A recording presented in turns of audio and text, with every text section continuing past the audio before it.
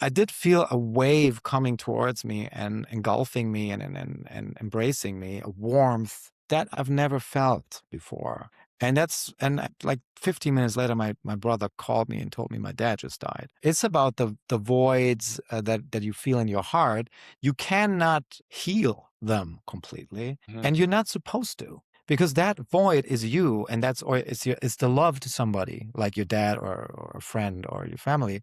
Don't close it. Don't Yeah. close that wound. I just held this award in my hand, and it was one of the awards that I really dreamt of. But once I held it in my hand, it didn't give me any satisfaction. It was just like, okay, so what's next? What's next?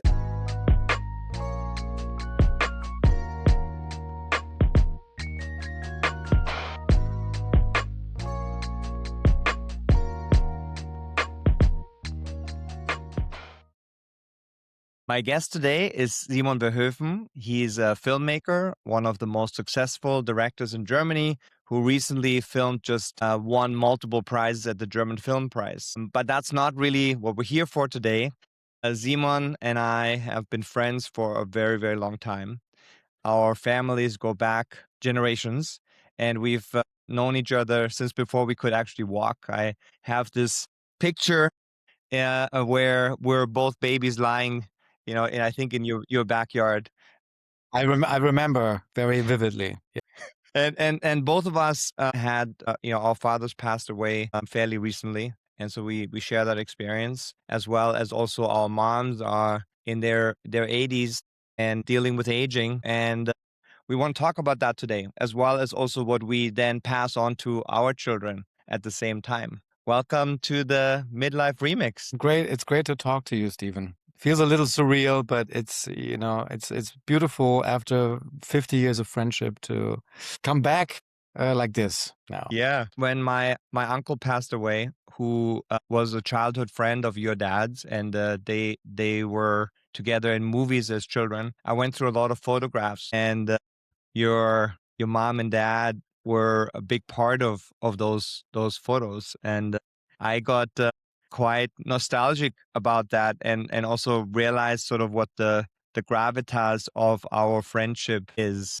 No, we are entangled in many different ways. Your uncle and my dad were very close when they were really young. And then I've known your mother and your dad for my whole life. And it's very special, and it's very important to have these relationships in life, at least some, that you can really rely on and value. And then another circumstance of our lives, we both went to NYU at the same time, which was totally not planned. I think that Yeah. I didn't know, you didn't know.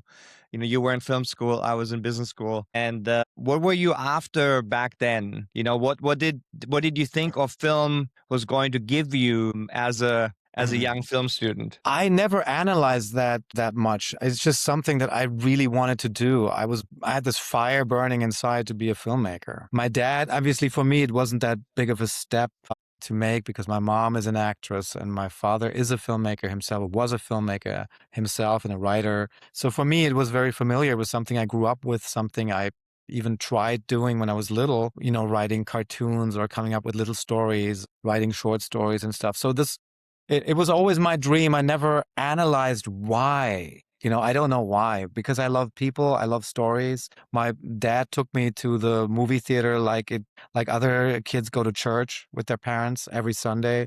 We watch beautiful films and funny films, and it just shaped who I am.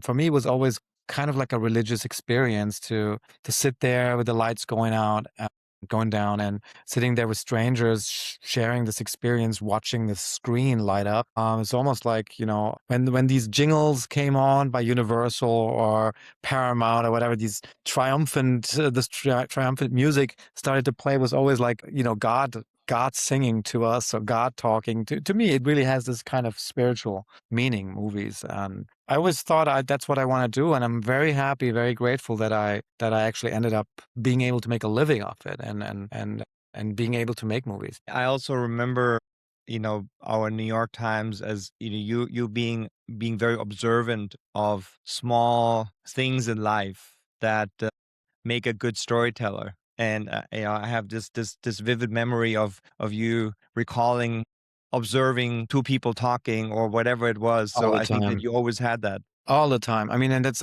still with me in a way that my wife sometimes, or a lot of times, tells me, you're not here. Where are you? And I am here, but I'm just observing maybe other things sometimes on the other side of the street, or I'm constantly chasing stories or chasing scenes or chasing characters, trying to observe and find little, find the treasure in little jewels in daily life, that could lead to a bigger story. Yeah. When I went to when I went to business school, I had no idea why I went because I just didn't know what else to do. You were lucky to have had a passion, but then you got into the film industry, and I'm sure you had some kind of model or idea of what making it means. I did at the time, but my Yeah, and then it changes. Yeah. yeah, and then mine totally changed once I made it, right? Once I achieved all the things that I thought I wanted to achieve, actually, it didn't feel like I achieved anything. How was that for you? Well, I can't say it felt like I didn't achieve anything, but I was chasing the dream I had a big break early on in life. My first movie I got to make when I was pretty young, 27 or 28, and but it flopped. It was a big disappointment, and then it took me 7 or 8 years to get the next movie off the ground. So within that time, I was very frustrated at times, and my dream,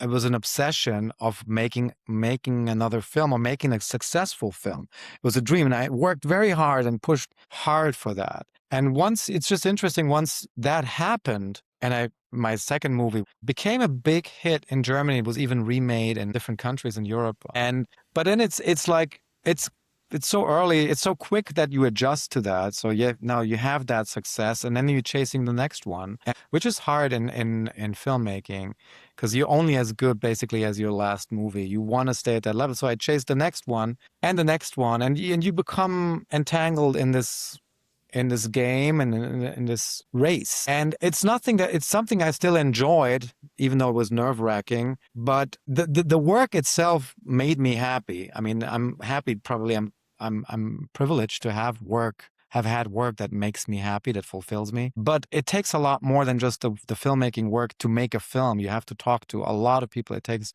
a lot of energy and a lot of time to get movies off the ground until you actually do the work. So I, I realized at some point, when I was at that level and I had established myself, I think the biggest success for me is to be able to make a living off what I do. And it's the race to become more important or more successful as a filmmaker is something that causes just as much anxiety or frustration as it might cause joy. So I think it's very important for me to understand that the value of my films or the value of what I do is not dependent, first of all, of reactions, even if it's, successful or a failure, or awards or numbers. You have to really value it yourself and have, which is hard, but that's a struggle I think every artist needs to go through, to find your own value in the things you do.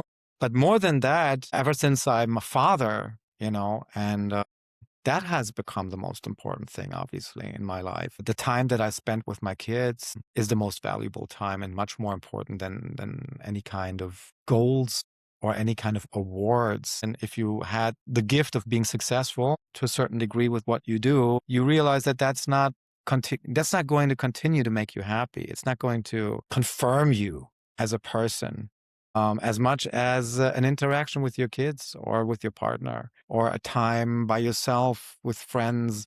Those things have become much more valuable again now to me. So, and obviously now, then when you lose your parents or you lose a parent, it's an interesting thing. And if you lose your parents, because you're not a kid anymore, then it's the last step of growing up, I think, for many people. Yeah, I mean, you said so many important things. Internal validation versus external validation, I think, is one of the key themes for a lot of my clients. It's very hard to not care about what other people say, or how many followers you have, or how many people come to see your movie.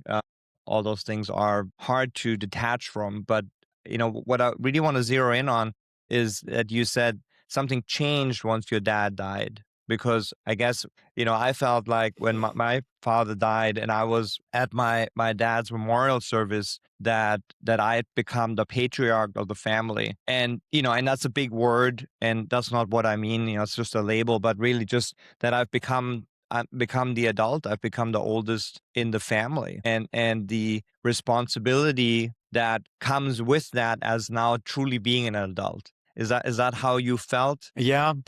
Well, especially because my mom, obviously now, she always had her partner, and now you realize that, I mean, you cannot become her partner in that way. You can never go there, but that first of all changes also. And I mean, I used to tell my mom if I had problems, this and that, just like a kid does, and even when you're 40 or 45, you can still be that kid, and you tell her about maybe problems you have or whatever. And then now you realize it's not about yourself. Be the one that she can talk to.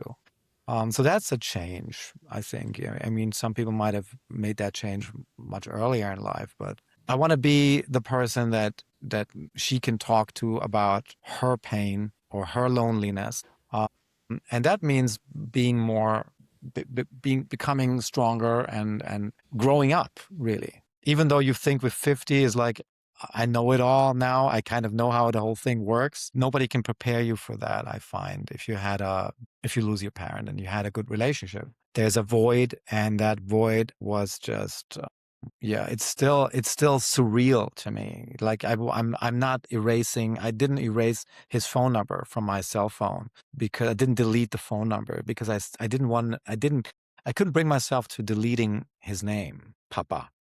And it's just because I wanted to be there. And sometimes I see it on my phone. I still keep the conversation going within me. It has also made me, I think, as an artist or as a filmmaker, more open for deeper layers. And that's what your last film was really about, right? And watching it, I could see that you, or maybe I'm projecting, but I could see your grief, and I could see your intuition into the grief. You Mhm. brought that in very nicely, I thought. Absolutely. It's a movie about losses. I mean, losses in life, losses of losing people, losing dreams, losing locations that were dear to you, that you loved. We all know that. I mean, there are a lot of, it's phases in life. You're losing phases, you're losing parts. All the time you have to say goodbye. I mean, your whole life is a coming of age movie in a way. Coming of age never stops. That genre is a lifelong genre. And it just, losing your parent makes you realize that even more. And it makes you more sensitive, because it's just something, I don't know, your brain is rewired in a more sensitive way, I think. But in that, and it's interesting because you feel more sensitive, you feel more vulnerable, more connected also to other people, weak to their pain in a way, because it's such a universal pain. And also this movie, people just talked to me on the street when they realized I was the director. They told me about their losses. So it makes you realize how much we are connected in this theme of saying goodbye all the time, of having to say goodbye, because it's kind of like you think in your brain they're always going to be there. No, even if it's stupid, they're not going to be there always, but your body feels that way. It feels like a surreal loss that can't be true. But it's, to me, I also realized you don't have to completely close that chapter. And I think that's also what the movie is about. It's about the voids that you feel in your heart. You cannot heal them completely, and you're not supposed to. Because that void is you, and it's the love to somebody like your dad or a friend or your family. Don't close it. Don't close that wound. Keep it open. Learn to live with it. Is what I've learned with it. Whenever I thought like I'm gonna get over this, it's gonna be much better next week, or it's gonna be better next month. It's the wrong way to approach it. I think it's fine to hurt, and to keep on hurting, and to cherish that hurt also for the rest of your life in a way. Doesn't mean that you're sad all the time. You can be actually very happy now, because it also makes you value life even more, I think, losing somebody like that. Yeah, it's really about acceptance, right? And I think such a important lesson in life, because a lot of times we try to run away from pain, and we try to get pleasure, except of, because we don't want the pain, and we run away from it. And by accepting that grief and accepting that pain and integrating who we are, we actually are able to continue to live. Yeah, and it makes us more interesting as people and more understanding others. And in my profession, I can say I think it makes you more interesting as a filmmaker if you accept these wounds that you have and you don't try to like avoid them or close them or completely or cover them, all the time. And I feel that's what losing a parent does to you, can do to you, Yeah. in a good way. I also want to share one experience that I had when my dad died. I was on the film set, and I knew it was probably one of his last days, but we didn't stop the filming because my dad's also a filmmaker, and he would have never wanted me to stop that filming, because he would have known what the implications were. You have a huge set. It was months of preparation, and so I continued filming. And then last day, and then I sat on the chair in a little break, and all of a sudden I felt this wave. I'm not a religious person. I'm not religious in a classical way. I am a spiritual person, but I did feel a wave coming towards me and engulfing me and embracing me, a warmth that I've never felt before. And like 15 minutes later, my brother called me and told me my dad just died. It also opened up an interesting horizon for me in terms of spirituality. But I experienced that, and that also consoled me in a way, and gave me some hope, which I never expected. It's interesting how pain can give us new perspectives on lives and new experiences, and spirituality is something I think that when we get older becomes more relevant, maybe because of those experiences, and we're searching for answers maybe that we didn't get through what we talked earlier about just making it, right? Like that Yeah, there's still a void. yeah. I mean, when you're young, you have so many things to be distracted by, and you want to make it in life and in your work. You want to figure out your life. Also, find the partner, get the apartment, whatever. All these things. You're chasing things all the time, right? Yeah. Every week. And it's interesting who you are once you're not busy. Once you're not busy with these goals as much. And and then it becomes more about life. I mean, if you have little children, my smallest kid is 5 years old. And that's also a very interesting realization or observation when your dad that you loved dies and he becomes weaker and weaker and you wish you could help him somehow. And he's hurting, but at the same time, you have a little child in your life growing up, and you understand that that's just related in a way. It has to be that way. You can't complain to God or to the universe. My dad's getting so old, or I wish he wouldn't be so weak. I wish he could walk again. At the same time, you have another human being starting his path, starting its, you know, way through life and into life. And there's such a beauty in that, which you can observe in nature too, all the time, that it also I think gives you you can find calm in that, or you can find consolation in that. Yeah. How do you find stillness? Very, very, I think is probably the worst time to find stillness on this planet. Yeah. It's probably the worst. The biggest challenge. I mean, stillness is not meant to be there in our daily lives, really. Wherever you go, they play music. Wherever you go, you have your phone with you. You check your mails, check this, check that. Constant overload of entertainment options. I guess I find stillness when I'm riding my bike. My bicycle with my kids, going to the woods or reading a story to the kids, watching a good movie, sometimes reading a book. I mean, even I am busy, but it's something that it's not a reaction to an email. It's not there's no goal there really, but it's just experiencing something with others. That's a form of stillness. And some people meditate. Yeah. I recently started a practice. I don't know if I can call it a practice. In the morning, I get up fairly early and I make myself an espresso before I work out. And I used to immediately go on my phone and like check all my emails and texts and everything, right? Yeah. And now I decided I'm going to leave my phone in the other room. I'm not going to take it. and I'm going to just have my coffee by myself. And in the beginning, I could not even sit for 5 minutes and not doing anything. I had to clean the kitchen. I had to like organize things. And now I'm up to like 10, 15 minutes where I'm just sitting with my thoughts. And it seems Yeah, like such a task, right? But it's just 15 minutes. it's revolutionary. Yeah. It is doing nothing and just thinking, just sitting there without devices is a revolution of today. Absolutely. I'm trying to be like that. So now we're in the stage where our moms are still alive and we're caring for them as best as we can. I live quite far away from her, but I call her every day and we chat. Yeah, You yeah. live much closer, and I think you spend good amount of time with your mom. How are you able to support her in her being alone now? Yeah, well, the calling every day is very important to me. I mean, my mom used to ask me, "Why you not calling me every day? Why you not call? You never call me." And of course, I did call her, but not every day, maybe. And now I do realize, oh my God, I want to call her every day, and I'm trying to do it twice, even because I know the evenings are hard for her.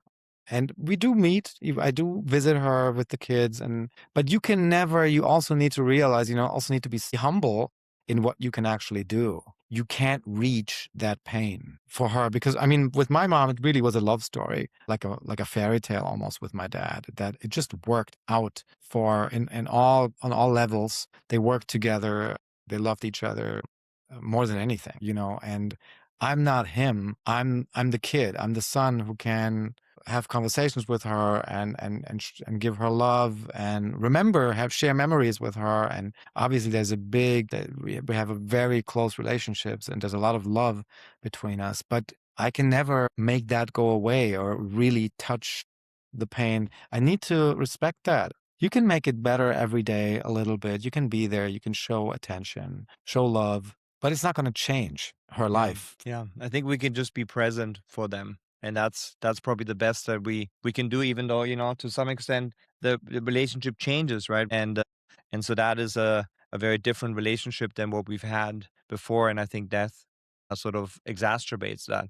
We were lucky enough to work together on a movie now, which was beautiful and which was the best I could do because I think what's for my dad and for many older people, I mean, they have the feeling of not being needed anymore, of not being, not having enough reason to live or to why get up in the morning. My parents really very much identified with their work. And once their work became less and less, it became harder for them to find meaning. And so what do you take from that? I mean, we talked about that a little bit already, that your meaning has evolved over time, but what do you take from that your parents were their work, right? Or they are their work, and it seems like you try to be more than your work. It's going to be very tough for me to get older. I know that. I don't think I can outsmart the core of what I am, or I can.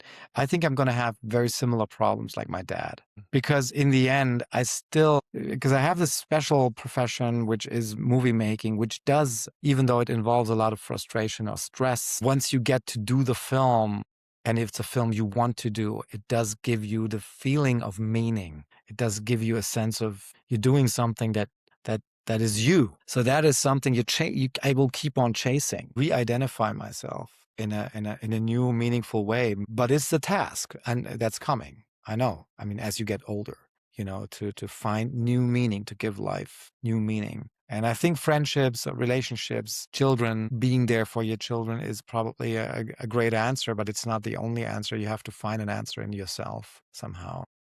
I think there are a lot of people get depressed when they get older. My father was one of them because he didn't have the feeling of meaning anymore. And then also he saw the end coming and he loved Yeah. life so much. Very simple. He loved life. I was there with him when the doctor shared the news with him that he has a deadly disease, that he's going to die, that he only has like a couple of months left. I was there in the room and my dad started to cry. It was a surreal moment for me, but I realized obviously, yeah, well, it's not that different when you're 80 84 or 83 as he was, it still feels, it's not like, oh, I'm 83, I'm 84, I can die now. No, that first moment was probably not that much different than any other point in life when you just realize, okay, that's it now. It really is happening. I have to say goodbye now. He loved life, so I know it's going to be hard for me to find new meaning and to start saying goodbye. But it's the task I'm willing to take on, obviously, and I have no other choice like anybody else. Yeah, it's like your movie, right? It is about those saying goodbyes and those voids that exist, and thinking about what identity means for us. What is the role of the son that we now lost from our dad's side, the role as a director, or the role as I've changed many careers, and I had to say goodbye, and I had to grieve those careers, and that grief then enabled me to experience something new, and that can also be beautiful too, not holding on to the past. If you can keep that spirit going until when you're old, then that's amazing. I mean, if you can, experience that you're becoming something new again with like 70 or 75 years old, then that's an amazing gift to cultivate within yourself. If you have that feeling like I'm discovering new things or new sides of myself, I'm trying new sides out of myself. So I'm seeing new things. As I said, life is a coming of age movie until the end. Yes. And if you keep, and then that's a beautiful thing, actually. If you don't have the feeling, well, now, I only have like 10 minutes left in the film and I'm going to die soon. It's going to be a horrible ending. But if you kind of keep that coming of age spirit alive within yourself, I think that's beautiful. And the most happy people, older people, somehow are able to do that, I feel. They have young eyes. They are curious about things, not all the time maybe, but they're able to cultivate that feeling again and again. The curiosity, the saying hello. I mean, saying goodbye also means saying hello. Learning to say hello to every day. It's a new morning, and I think you start to appreciate these hellos, the little hellos in life, maybe more. When you get older and you face the big goodbye. It was definitely the passing of my dad, but also at the same time, turning 50 was a wake-up call, because I realized that the majority of life already has passed. Yeah, and realizing that changes how we live and how we show up in the world, or hopefully it does. It gives us more perspective, gives us an impetus to be more intentional with our time, be more present for the people that we love. Our parents, our children. I think so. I mean, I wish to think like that. I don't think I'm achieving that as much as I want to. I still feel enslaved, honestly, a lot of times by the time that we live in, by all the tasks that I'm facing in my profession. We live in such a sped up time. We live in a time where you have this constant noise coming at you, the constant to-do lists. I did not achieve to really feel the sense of quiet or the sense of relaxation that I'm yearning for, So, but at least I'm starting to think about all things now, And I think that specifically death can be a great teacher in that. We do need to live more intentional, because we don't have forever. And so that really was for me the impetus to look at what striving means, to look at what success means, and to what ambition means. Because if ambition takes me away from the things that I care about, then maybe it's the wrong ambition for me. Not that we should not be ambitious, but we should be ambitious based on what is inside of us, what we care about. Yeah, it's very difficult to find the answer or to find the balance here. I mean, in my profession, as I said, I'm lucky enough to have a profession that I really enjoy and that means something to me. Like the films that I made, they do mean something to me. So it is a meaningful activity and a meaningful ambition. But it's also full of superficial lanes that you can lose yourself in, and superficial goals that come with it. You know, how many awards am I going to win? Am I going to be nominated? How many people are going to see my movie? Will I get enough money? Will I be able to raise enough money? Will I be able to get more, get paid more than last time and stuff? So there's a lot of goals or elements involved that don't necessarily have to do with the craft of filmmaking, the craft of my profession, but they're around it. And I think it's more and more important to separate what really makes you happy within that profession, within what you want to do, and maybe scale down certain things. And obviously you learn through death, I guess, as well, that the times that you really feel happy a lot of times don't have to do with your ambition, you know, because the ambition, I mean, I just held this award in my hand, and it was one of the awards that I really dreamt of, a German film award. I had dreamt of that award for quite some time. But once I held it in my hand, it didn't give me any satisfaction. It was just like, okay, so what's next? What's next? And that's not the answer. I mean, sometimes I think the answer is what's in front of you a lot of times. You know, spending time with your kids, maybe taking a hike, you know, going on a walk, and a lot of times simple activities that you can do without the ambition that you think make you happy.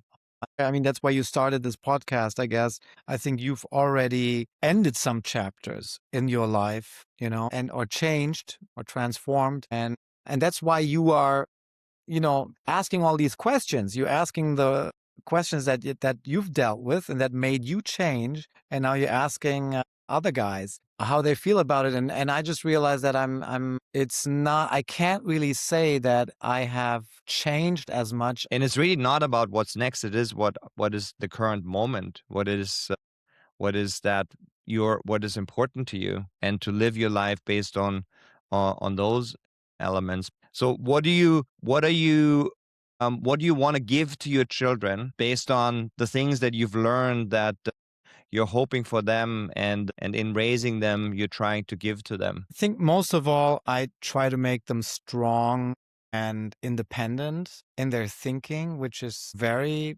difficult to achieve nowadays. You have this constant stream of information and of opinion, and you have politically, you have obviously also streams where there's expectations of how you were supposed to act, what's your opinion supposed to be like, you know. And I would love my child to feel free enough to learn and to form their opinions topic by topic, but according to their own mind, really, and not just take on opinions because it's comfortable or because it's easy or because everybody else is having that opinion. I just want them to be independent thinkers and be critical. So a lot of times I go into discussions with them just to argue with them, just to challenge them. You know, even though if I agree with what they're saying, I'm trying to challenge them. And obviously, I'm trying to get them offline, you know, try to get them into sports, which has worked out. Both of them are very good football players. And I think it's so important to really give them something where they can just go out, meet their friends, do something physically, get energy from that, feel the wind on their skin, literally, and not sit in front of a screen. You know, I just think they need that balance. I think it's very important to sit in front of screens and to learn those skills that you need in the modern world. I also try to give them show them old-fashioned worlds, like reading a book, going to see a movie, appreciating a movie, talking about a movie. And yeah, and most than anything, obviously they should feel loved, and they should feel like they can make mistakes and can try their own ways, you know, walk their own ways without fear. Your oldest is a teenager. How are you dealing with him and his screens? You know, I think it's very hard once they become teenagers to get them off their screens.